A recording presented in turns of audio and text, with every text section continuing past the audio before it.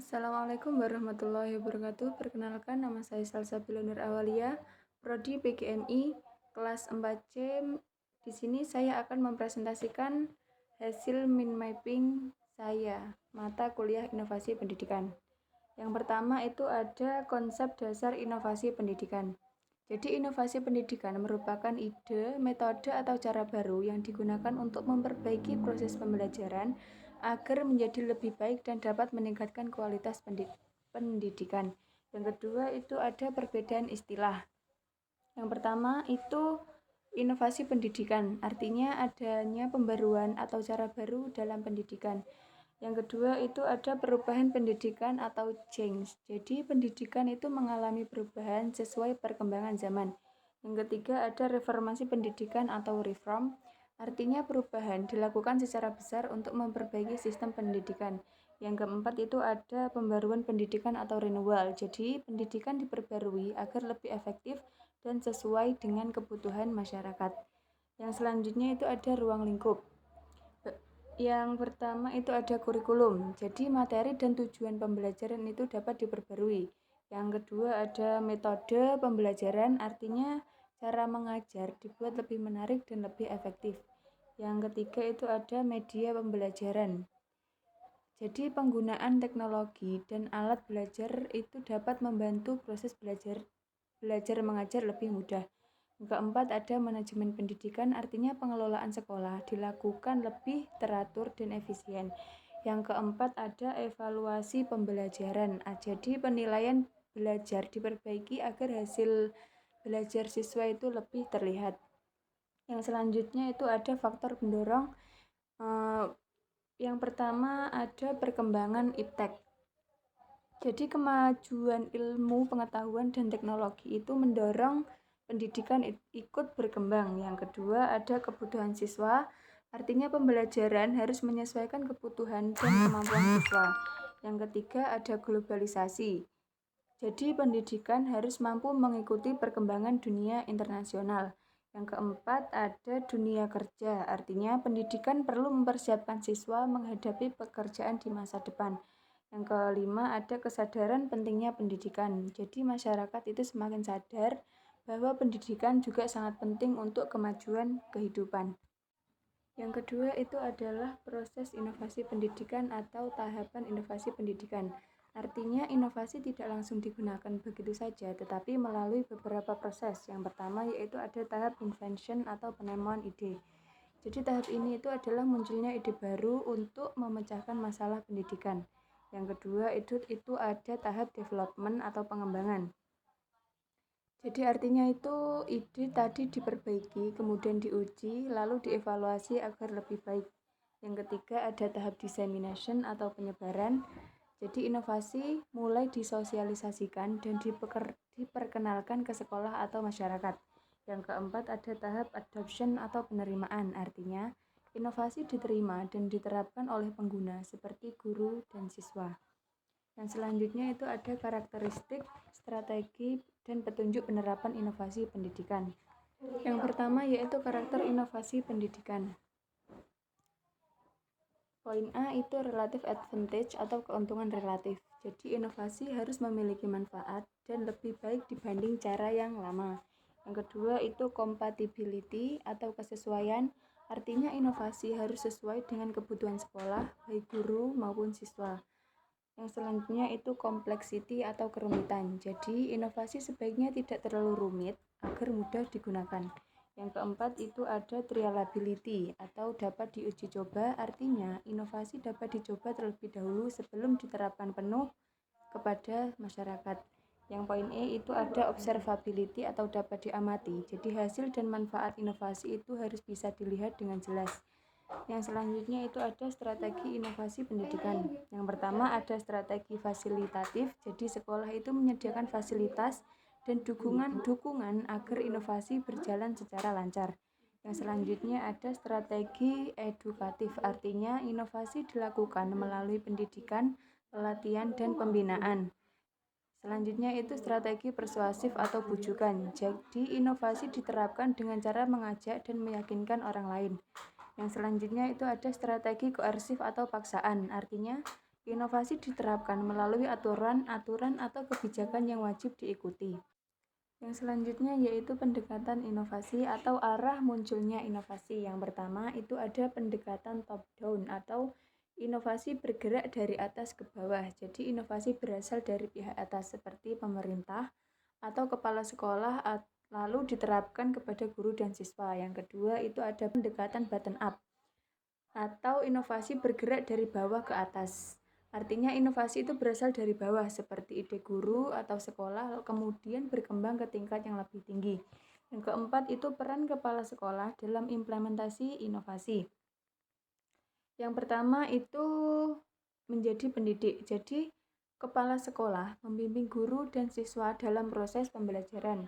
Yang kedua itu manajer, artinya kepala sekolah mengatur program dan kegiatan inovasi. Yang ketiga itu supervisor. Jadi kepala sekolah mengawasi jalannya inovasi agar sesuai tujuan. Yang keempat itu menjadi leader, artinya kepala sekolah menjadi pemimpin yang memberi arahan dan contoh. Yang kelima itu ada inovator. Jadi kepala sekolah itu harus mampu menciptakan ide-ide baru dalam pendidikan.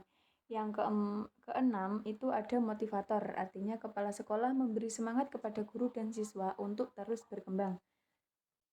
Yang selanjutnya yaitu manajemen inovasi pendidikan. Jadi manajemen inovasi pendidikan adalah proses mengelola ide atau pembaruan dalam pendidikan agar dapat berjalan dengan baik dan mencapai tujuan pembelajaran.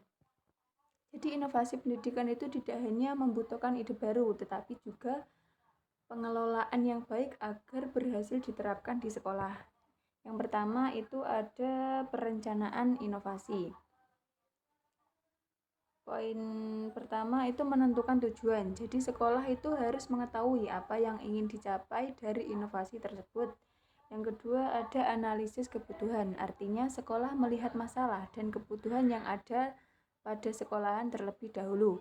Yang ketiga ada penyusunan program. Jadi di program itu dibuat atau menjadi langkah kerja agar inovasi berjalan terarah. Yang nomor 2 itu ada pengorganisasian tim. Yang pertama itu tim inovasi.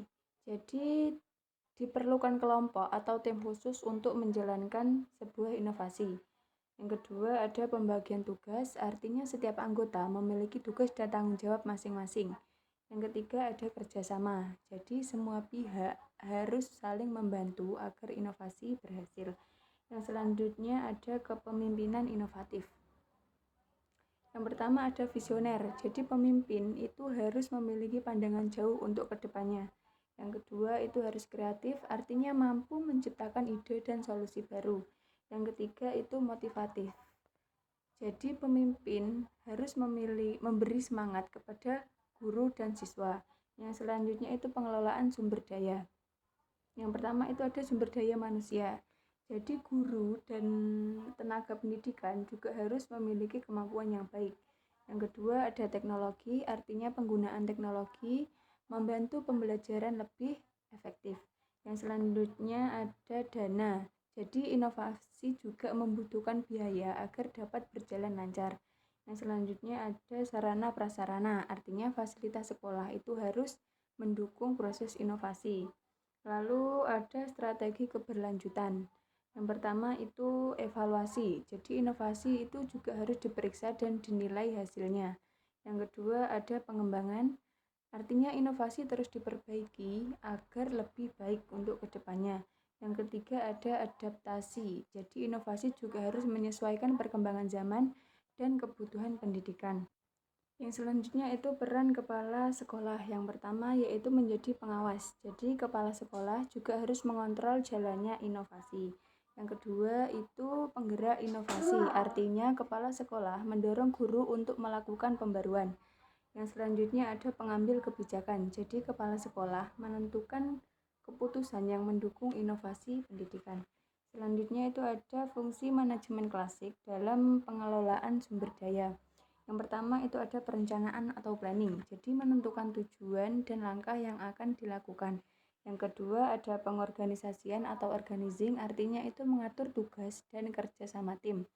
Yang ketiga ada pelaksanaan actuating atau leading, artinya menjalankan program inovasi itu dengan baik. Yang keempat Ada pengawasan dan controlling, artinya memantau dan mengevaluasi agar inovasi tetap sesuai tujuan. Selanjutnya yaitu model inovasi pendidikan. Jadi model inovasi pendidikan itu merupakan kerangka atau pola yang digunakan untuk merancang, mengembangkan, dan menerapkan pembaruan dalam pendidikan.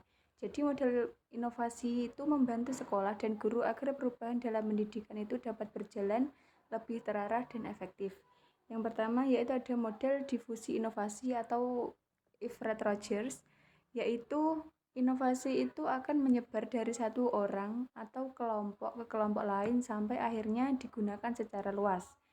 Contohnya yaitu seperti penggunaan media pembelajaran digital yang awalnya dipakai beberapa guru, lalu diikuti oleh guru-guru lainnya. Yang kedua yaitu model perubahan pendidikan. Jadi perubahan itu dilakukan untuk memperbaiki sistem pendidikan agar lebih sesuai dengan perkembangan zaman dan kebutuhan siswa. Contohnya yaitu seperti perubahan kurikulum dan metode belajar yang lebih modern. Yang ketiga yaitu ada model inovasi berbasis sekolah atau school-based innovation. Jadi artinya itu sekolah itu diberikan kebebasan untuk menciptakan program atau metode baru sesuai kebutuhan lingkungan sekolah. Contohnya yaitu sekolah itu membuat program literasi atau pembelajaran berbasis proyek. Nah, yang keempat itu ada model inovasi pembelajaran. Nah, jadi guru itu menggunakan metode pembelajaran yang lebih kreatif, aktif, dan menarik agar siswa lebih mudah memahami materi. Contohnya yaitu seperti diskusi kelompok atau game edukasi dan pembelajaran interaktif. Yang kelima itu ada model inovasi berbasis teknologi pendidikan.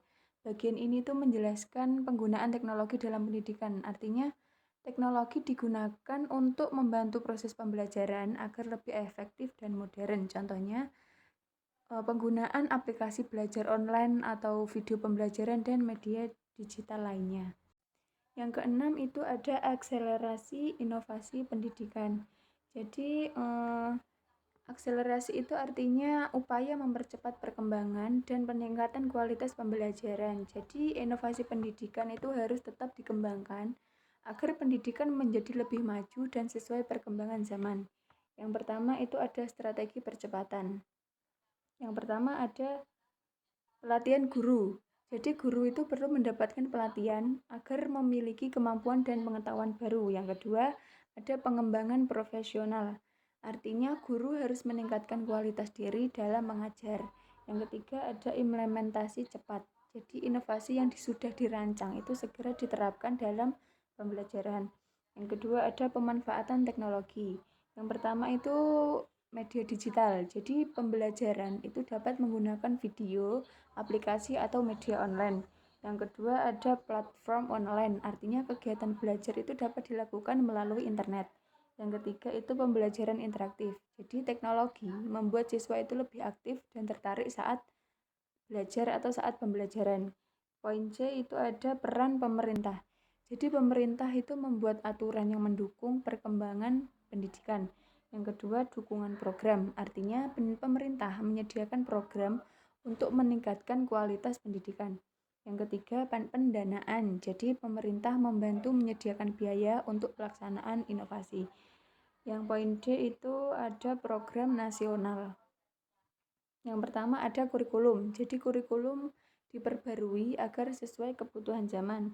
Yang kedua ada digitalisasi. Artinya pendidikan mulai memanfaatkan teknologi digital dalam pembelajaran. Yang ketiga ada merdeka belajar. Jadi siswa dan guru diberikan kebebasan lebih dalam proses belajar mengajar.